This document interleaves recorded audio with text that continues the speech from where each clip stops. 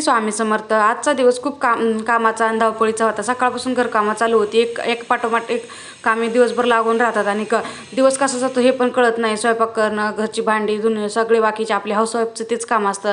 आणि उद्याची किंवा महिनाभराची तयारी, असं सर्व काही. तर मी कोणत्या कामासाठी कोणती पूर्वतयारी करते सगळं तुम्हाला या व्हिडिओमध्ये शेअर करणार आहे. तर मी कोणती पूर्वतयारी करते ते तुम्हाला व्हिडिओमध्ये नक्कीच पाहायला भेटेल शेवटी. त्यामुळे व्हिडिओ शेवटपर्यंत नक्कीच पहा आणि व्हिडिओ आवडल्यास लाईक, शेअर, सबस्क्राईब करायला विसरू नका. पटापट असे सबस्क्राईब करत जाता येईन आणि प्लीज सपोर्ट करत जा. तुमच्या सपोर्टने मी समोर जात आहे आणि चांगले आता आपले सबस्क्रायबर बी वाढत आहेत. 300 झाले आहेत आणि इथून पुढे बी वाढत जातील. त्यामुळे प्लीज सपोर्ट करा. आणि चला तर आता व्हिडिओला सुरुवात करूया. तुमच्यासारखंच माझे बी एक साधारण डेली रुटीन आहे आणि मिडल क्लास फॅमिलीमधलीच आहे मी पण. तर त्यामुळे माझं आणि तुमचं सेमच आहे मला तर असं वाटते. त्यामुळे माझे व्हिडिओ कसे वाटतात ते नक्की सांगा जा. आणि माझ्या व्हिडिओमधून तुम्हाला काहीतरी हेल्पफुल वाटत असेल तर ते मला कमेंटमध्ये सांगा जा. प्लीज एक कमेंट करा जा ताईंनो, काय वाटतं काय नाही व्हिडिओबद्दल. आणि एक स्वामी समर्थाची आपली एक स्वामीची एक नामस्मरण म्हणून तुम्ही पण कमेंट करा जा. कारण आपली कमेंट दुसऱ्यानं असली तर त्याच्या पण मुखामधनं आपलं एक नामस्मरण म्हणून स्वामीचं नाव निघतं. तेवढंच आपल्याला एक पुण्य भेटतं की काय आपण एक स्वामी समर्थाची कमेंट केली तर. आता चला मी माझ्या व्हिडिओची इथून सुरुवात करते. तर श्री स्वामी समर्थ. नमस्कार मंडळी, मी स्वाती आणि पुन्हा एकदा तुमचं माझ्या चॅनलवर मनापासून स्वागत करते. चला तर सर्व ताईंना श्री स्वामी समर्थ. आजच्या ब्लॉगमध्ये मी तुम्हाला सकाळपासून माझी दिनचर्येचे सर्व काही रुटीन वगैरे शेअर करणार आहे. ते तुम्हाला कसं वाटतं ते नक्कीच सांगा. सकाळी रोजच्यासारखीच आपल्या नेहमीप्रमाणे माझी पण चालू असते सकाळची धावपळ वगैरे सगळं. तर आता इथं आंघोळ वगैरे झाली की पहिले बाहेरचं झाडून घेतलं, स्वच्छ आंघोळ वगैरे काढून घेतली आणि म्हटलं चला आता उंबरट्याचं दर्शन घेतलं. त्यानंतर यशस्वी उठली होती, तिला पण म्हटलं चल तू पण जे करून घे. आणि आता आतमध्ये आली म्हणलं आता स्वयंपाक वगैरे बनवतेसाठी. तर मग मिस्टरांसाठी चहा बनवून दिला, आमचा झाला होता अगोदरच. आणि त्यांचं झालं की लगेच स्वयंपाकाला लागले. आता काहीतरी बनवायचं तर रोज तेच खाऊन पण कंटाळा येतो. आणि रोज तेच भाज्या वगैरे बनवून आणि वरण जरी म्हटलं तरी आपण लाल तिखटमधलं किंवा मग हिरवी मिरची वगैरे असं काहीतरी फोडणीचं करत असतो किंवा मग मोहरी जिरेच्या फोडणीचं पण म्हटलं आज थोडंसं वेगळं करून बघूया. आणि असं वरण केलं ना खरंच खूप छान लागतं बरं का. मी असं कधीमध्ये नेहमी म्हणजे नाही होत माझ्याची नाही, पण असं कधीतरी असं करत असते, छान लागतं टेस्टला. तुम्ही पण एक वेळेस करून पाहता. काळ्या मसाल्यामध्ये थोडंसं कांदा, काळ्या मसाल्यातलं फूल थोडंसं आणि धने वगैरे थोडंसं घ्यायचं, सगळं भाजून घ्यायचं, खोबरं हे सगळं आणि मिक्सरला फिरून घ्यायचं. आणि थोडा कांदा जास्त घालायचा मसाल्यामध्ये आणि मिक्सरला फिरून घ्यायचं. नंतर पूर्ण वाटण तेलामध्ये तळून घ्यायचं आणि नंतर मग आपलं शिजलेलं वरण टाकून द्यायचं. हे काळ्या मसाल्याचं वरण खरंच खायला एकदा खूप टेस्टी लागतं. एकदा तुम्ही पण करून पहा आणि कसं बनतं ते मला नक्कीच कमेंटमध्ये सांगा.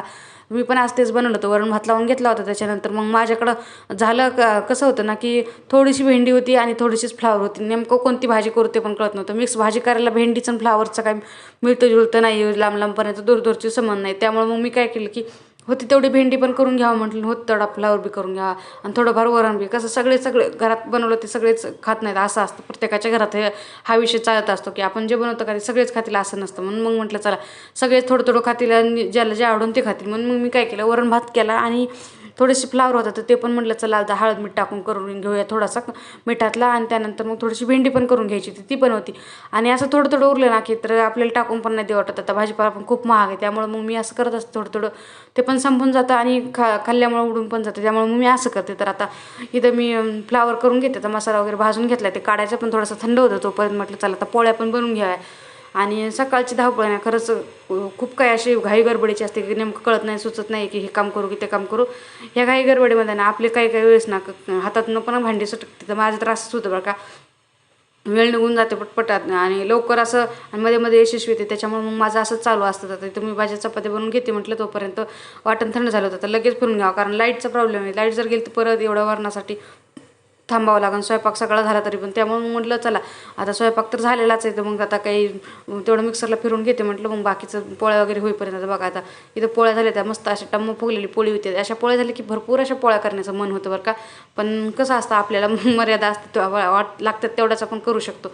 आणि आता पोळ्या बनताच मधात मला जायचं होतं की तेवढं वाटण फिरून घ्यायचं होतं. म्हटलं चला लाईट येतोपर्यंत घ्यावं. आता इथं बघा मिक्सरला मस्त असं फिरून घेतले मी आणि त्यानंतर आता राहिलेल्या पण पोळ्या करून घेतल्या. आता तुमच्यासोबत सगळ्या काय पोळ्या शेअर नाही करू शकत, 1-2 केलेत बस. आता त्यानंतर पोळ्या बनवून झाली की आता म्हटलं चला वरणाला पण फोडणी देऊन घ्यायची होती आणि भेंडी पिकायची होती.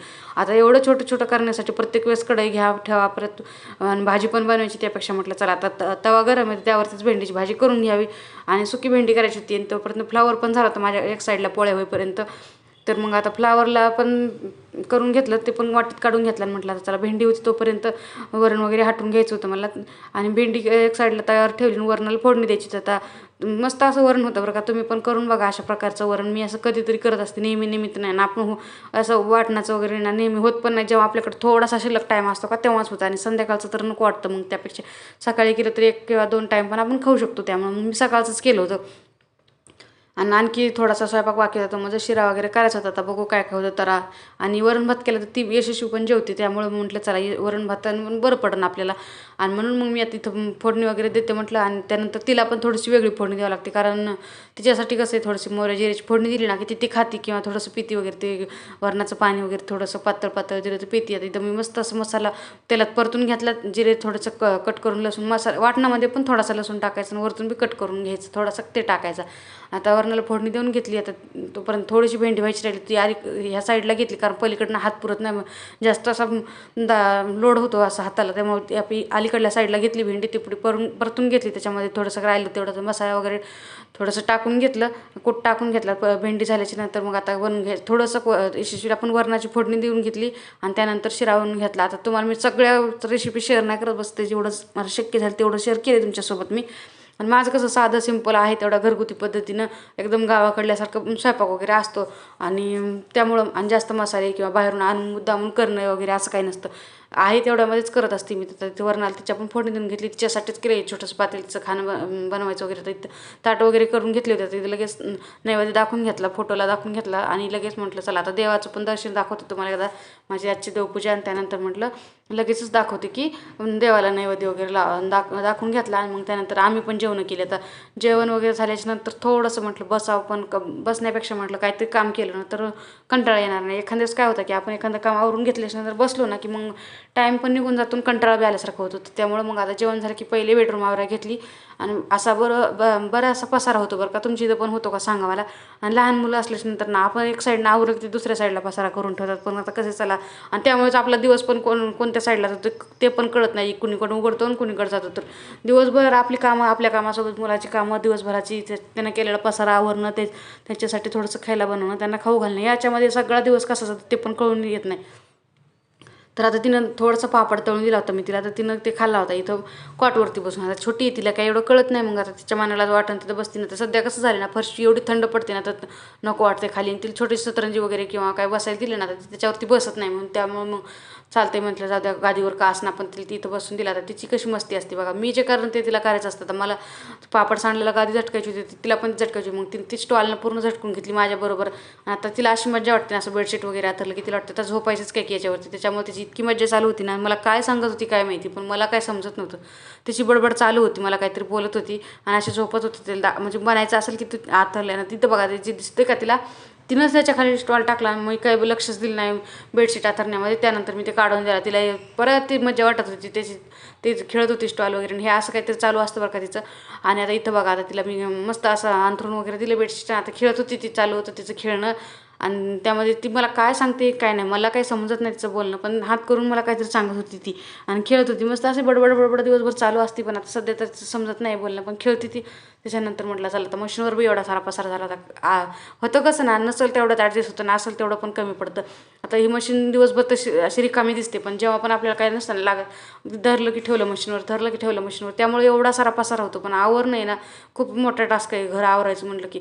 आणि हे रोजची रोजच आहे बरं का. रोज आवरा रोज तेवढंच होतं, कारण की आपल्याला कसं असते सवय होऊन गेली असते. कुठं काही रिकामी जागा दिसली की आपण ते ठेवणार. त्यामुळे जेवढी जागा पण कमी असेल तेवढं पण मला वाटतं आपलं सामान बी कमी याच्यात ॲडजस्ट होतं. पण हे असं आहे बघा. आता ते झाल्याच नंतर म्हटलं चला आता भांडे घासायचे होते. आता गॅलरीत मस्त बसूनच निवांत असे भांडे घासून घ्यायचे होते. म्हणजे भांडेच राहिले होते, तर बाकी दिवसभरातले कामं झाले होते. कपडे वगैरे मी लवकर धुतले होते, कारण की आता सध्या ऊन नाही पडत, त्यामुळे मग मला कपडे लवकर धुवावं लागतात गॅलरीमध्ये. आणि आता थोडेसे साईडला सरकून घेतले, कारण आता पावसामुळे खूप गॅलरीत पण असं अंधार पडल्यासारखं वातावरण तसं आहे, कारण की आभाळ असल्यामुळं. तर इथं भांडे वगैरे घासून घ्यायचे होते. आणि इथं बसून भांडे ना जरा बरं पडतं बरं का. सारखं उभं राहून पण पाय दुखल्यासारखे होतात. बेसिंगला भांडे घासायचं, स्वयंपाक सगळंच असं सगळ्याच गोष्टीसाठी पण उभं राहायला नको वाटते. इथं मला बरं वाटायला आता, त्यामुळे मी आता सध्या तर इकडंच भांडे घासते. आणि बघू आता पावसाळा तर तेवढा इथंच घासणार आहे मी, कारण आतमध्ये पण वल्ल्याने वगैरे चिलटे वगैरे होते. त्यापेक्षा थोडं एवढंच आहे की एक बकेट वगैरे भरून आणावं लागतं. त्यानंतर सगळी गॅलरी पुसून क्लीन करून घ्यावी लागते, धुवून वगैरे. तर चला चालते. पण आता त्याच्यानंतर थोडासा वेळ आराम केला, यशस्वीला पण झोपी घातलं. आता दळण करताना तिला जर इथं बसवलं तर ती खरंच खूप परेशान करते. त्यापेक्षा म्हटलं जाऊ नको, एखादा गहू वगैरे काय खाल्ला तर खूप अवघड होऊन, त्यापेक्षा नको म्हणलं. त्यामुळे तिला झोपी घातलं आणि मी आता दळण करायला घेतलं. आता मला इथं गहू ज्वारीचं दळण करायचं होतं. आणि हे कसं, हेच काम तुम्हाला मी सांगणार होते की आपण कोणत्या पण गोष्टीची पूर्वतयारी केली तर ते काम आपल्याला सहज आणि सोप्या पद्धतीने होऊन जातं. त्यामुळं आता 1-2 दिवसाचं पीठ आहे, पण मला हे दळण करून घ्यायचं होतं. तुम्ही याच्या अगोदर पण व्हिडिओ टाकले, त्याच्यामध्ये मी डब्बा घासून घेतला होता दळणाचा, कारण मला आता माहीत होतं दळण करावं लागणार. आता हे घरचे गहू आहे, त्याच्यामध्ये काही जास्त कचरा नाही, खडा वगैरे काहीच नाही, पण एखादा निघतो. त्यामुळे थोडंसं का आपण हात मारून घेणं एक गरजेचं असतं. आणि स्वच्छ केलेलं गव्हाचं दळण पण आपल्याला बरं पडतं खायला. आणि घरच्या गव्हाची पोळी पण एकदम मऊ आणि मस्त अशी फुगते बरं का, आणि छान होते खायला. पण आता कसं आहे, जेव्हा भेटतं तेव्हा मी आणत असते, जेव्हा नाही जमलं तेव्हा मग आम्हाला विकतच घेऊन खावं लागतं. पण आता चला चालतंय, जसं असेल तसं. तर आता ह्यावेळेस आता एवढे राहिलेत माझे, मी आणलेले गहू तुम्ही तर बघितले असते, एक वेळेस मी टाकलं होतं व्हिडिओला, तेव्हा आणले होते. ते एवढे राहिले, आता एक एवढं दळण होईल मला असं वाटतंय. आता त्यानंतर बघू, आता ह्यावेळेस जर केले तर आणता आलं तर आणेन, आता जसं जमल तसं. तर लगेच निसून घ्यायची होती, मग लगेच हात मारून घेतला, तर कुठं काय खडा वगैरे निघालतं. एवढ्या सगळ्या गावामध्ये 8 ते 10 खडे निघाले जवळपास. आणि ते तुम्हाला खाली कचरा वगैरे दिसतो, ते एखादी काडी वगैरे असं बारीक थोडीशी ठुशी काहीतरी असते ना ती, सगळं मिळून तेवढा तर कचरा निघाला एवढ्या गावामध्ये. गहू स्वच्छ वगैरे होते त्यामुळं, आणि ते घरचे असल्यामुळे थोडेसे चांगलेच राहतात घरचे गहू. इकडचे पण गहू म्हणजे चांगले राहतात, खडा वगैरे नाही शक्यतो निघालता, एखादा खडा निघतो. पण जशी घरची शेतातली पिकाची क्वालिटी आहे का, तशी बाहेरची भेटेल म्हणून गॅरंटी नसते. आणि प्रत्येक वेळेस गेलं ना की वेगवेगळा रेट लागतो आपल्याला. आणि इकडचं खरं खायचं म्हणलं तर खूप अवघड आहे. दळण वगैरे करून घेतलं, आणि थोडे बारीक चाळायचे नंतर बारीकच्या चाळणीतून घालते, ते पण सगळे मी आता थोडे करून निसून घेतले, पाकडून धूळ वगैरे काढून त्याच्यातली. आता दळण पण झालं होतं माझं इथं आता करणं. काम आहे ना आपलं, कधीच संपत नाही बरं का. घरात जेवढं काम काढत निघून तेवढं निघत जातं. प्रत्येक काम आपण प्रेमाने आणि मनापासून केले की त्यात वेगळाच आनंदच मिळतो. तसंच माझं पण आजचा माझा दिवस असा गेला. हा ब्लॉग तुम्हाला आवडला तर व्हिडिओला लाईक, शेअर आणि सबस्क्राईब करायला विसरू नका. भेटूया पुन्हा एकदा नवीन एका ब्लॉगमध्ये उद्या. तर तोपर्यंत सर्व ताईंना श्री स्वामी समर्थ. जाता एक स्वामीचा छान असा एक संदेश देऊन जाते तुम्हाला. एक छानसा संदेश. स्वामी म्हणतात, धीर सोडू नको, जे मनापासून केले जाते त्याचे फळ योग्य वेळी नक्कीच मिळते. चला तर आता माझा आजचा छानसा एक स्वामीचा संदेश कसा वाटला तो नक्कीच सांगा. आणि व्हिडिओला प्लीज लाईक, शेअर, सबस्क्राईब करायला विसरू नका. आणि छान छान अशी एक कमेंट करत जा. सर्व ताईंना श्री स्वामी समर्थ. भेटूया उद्या नवीन एका ब्लॉगमध्ये.